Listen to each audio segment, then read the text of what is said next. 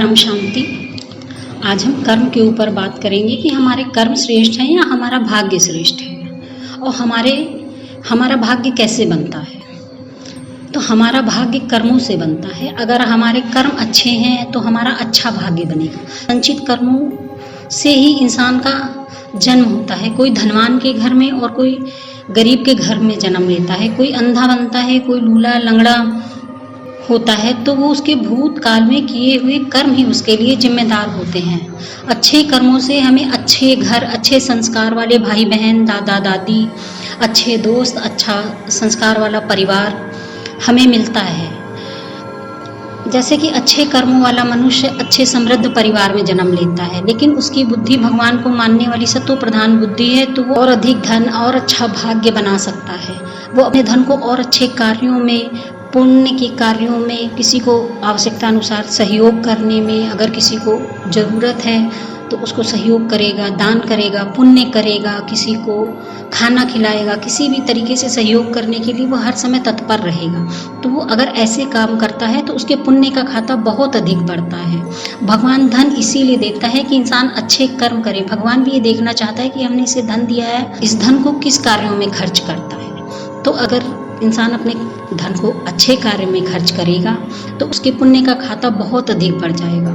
और इसके विपरीत अगर कोई धनवान है, अगर उसके पूर्व कर्म बहुत अच्छे थे और वो बहुत अधिक धन उसको है, आज वो करोड़पति है, लेकिन अगर वो अपने धन का अपव्यय करता है, अपने धन को बुरे कार्यों में, व्यसनों में, शराब पीने में, किसी को नीचा दिखाने में, अपनी शोबाजी में अगर वो अपने धन को खर्च करता है, फिजूल खर्ची करता है, तो उसके पुण्य का खाता बहुत ही शीघ्र समाप्त हो जाता है और वो बहुत जल्दी धनवान से, करोड़पति से निर्धन हो जाता है।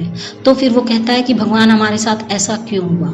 तो हर इंसान को अपने कर्मों पर ध्यान देना चाहिए कि हम ऐसे कौन से कर्म करें कि हमारे पुण्य का खाता बढ़े, और हम धन कमाने में ऐसा कोई कार्य ना करें, अपने परिवार को सुख देने के लिए हम चोरी करें, हम बेईमानी करें और हम सोचें कि हमारा परिवार सुख उठा रहा है। तो ऐसा धन हमें सुख नहीं देता है, वो आगे चल के दुख देता है और वो हमारे विकर्म को बढ़ाता है। उसका फल हमें भुगतना पड़ेगा, उसका फल उसे परिवार को नहीं भुगतना पड़ेगा, उसका फल जो बुरे कर्म करेगा उसे ही भुगतना पड़ेगा। तो हमें अपने कर्मों पर बहुत अधिक ध्यान देना है कि हम कैसे ऐसे अच्छे कर्म करें कि हमारा बहुत अच्छा भाग्य बने। अगर हमारा भाग्य खराब है तो हम अपने श्रेष्ठ कर्मों के द्वारा हम अपने भाग्य को परिवर्तित भी कर सकते हैं कि अगर हम अच्छे कर्म करें, अगर हम भगवान को माने, हम किसी की सहायता करें, अगर हमारे घर कोई आता है हम उसका सम्मान करें, हम उसको प्रेम से भोजन कराएं, हम हर समय किसी के सहयोग में किसी भूखे को भोजन खिलाएं, किसी के सहयोग करने के लिए अगर किसी को आवश्यकता है, किसी भी प्रकार की आवश्यकता है, और अगर हम उसके सहयोग के लिए सदैव तत्पर रहेंगे तो हमें छोटे से भी अच्छे कर्मों से हमें बड़े पुण्य की प्राप्ति होगी। तो हमें हमेशा श्रेष्ठ कर्मों की ओर ही अग्रसर होना चाहिए, तो हमारा पुण्य का खाता बहुत अधिक बढ़ेगा। और अज्ञानतावश जो भी हम कर्म कर चुके हैं, पिछले जन्म में हम जो भी कर्म कर चुके हैं, उसके बदले में मनुष्य आत्मा को ज्ञान प्राप्त करना चाहिए। ज्ञान बहुत ही आवश्यक है। और ज्ञान हम कैसे प्राप्त कर सकते हैं? ज्ञान की पुस्तकें पढ़ के, भगवत गीता का ज्ञान लेकर के। भगवत गीता में हमें जीवन जीने की कला सिखाई गई है। हम कैसे कर्म करें, कैसे अच्छे कर्म करें, कैसे अपने विकर्मों का विनाश करें, कैसे भगवान को याद करके हम अपने विकर्मों का विनाश कर सकते हैं। अगर हम भगवान को परम लाइट के रूप में याद करें, उनकी परम लाइट को हम अपनी आत्मा में देखने की कोशिश करें, उनकी परम लाइट हम अपनी आत्मा में लें, पूर्व विकर्म का विनाश होगा। हमें अपने कर्मों पर बहुत अधिक ध्यान देना है। हमें परमात्मा, हर कार्य को परमात्मा को याद करके करना है। हमें किसी को दुख नहीं पहुंचाना है। हमें हर आत्मा को सुख देने की कोशिश करनी है। अगर हम किसी के साथ अच्छा करेंगे तो हमारे साथ अच्छा होगा। हमारा कोई भी कर्म व्यर्थ नहीं जाता है। अगर हम बुरा कर्म करेंगे तो भी हमें उसका फल मिलेगा। अगर हमें आज नहीं मिलेगा, इस जन्म में नहीं मिलेगा, तो किसी भी जन्म में हमें उसका फल जरूर मिलेगा। श्रेष्ठ कर्मों का भी फल जरूर मिलेगा, और अगर हम बुरे कर्म करते हैं तो हमें उसका भी फल हमें ही भुगतना पड़ेगा।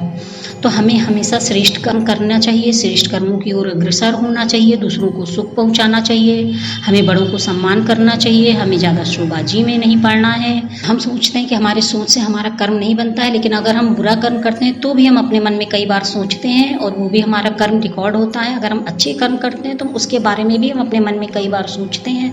तो हमारे कर्मों का खाता हमारे सोचने से भी बनता है। तो हमें अच्छा सोचना है, अच्छे कर्म करने हैं। दोस्तों, परम शांति। वीडियो अच्छी लगे तो कृपया लाइक करें, सब्सक्राइब करें चैनल को। अगर आपका कोई भी क्वेश्चन हो तो आप इसे कमेंट बॉक्स में कर सकते हैं।